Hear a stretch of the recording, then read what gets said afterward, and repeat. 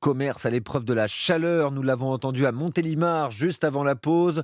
Notre parc nucléaire souffre lui aussi. EDF pourrait baisser sa production et envisage même d'arrêter un réacteur en raison de la canicule. Eh bien oui, l'eau nécessaire au bon fonctionnement des centrales chauffe et quand ces mêmes centrales rejettent ces eaux, elles sont encore plus chaudes.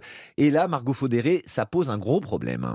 Oui, car avec des pics de chaleur pouvant aller jusqu'à 40 degrés en ce moment en France, les fleuves et les rivières se réchauffent. Sauf qu'une partie de cette eau est prélevée par EDF pour refroidir ces centrales avant d'être reversée dans ces torrents.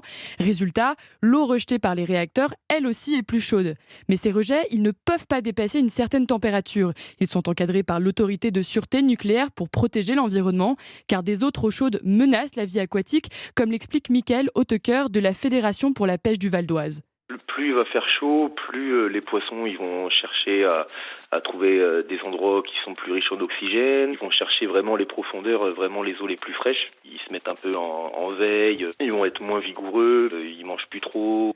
EDF pourrait donc baisser sa production, voire mettre à l'arrêt le site de Tricastin, entre Valence et Avignon, pour limiter ces rejets. Il s'agirait du premier réacteur de l'entreprise interrompu pour cause de forte chaleur. Merci Margot Faudéré. EDF bientôt renationalisé, ce sera officiel une fois le dernier projet de loi de finances rectificative définitivement adopté, probablement en fin de semaine. Le PFLR compris dans le paquet pouvoir d'achat. Le premier volet, lui, a été définitivement et largement adopté tout à l'heure à l'Assemblée nationale. 395 voix pour, contre 112 opposés.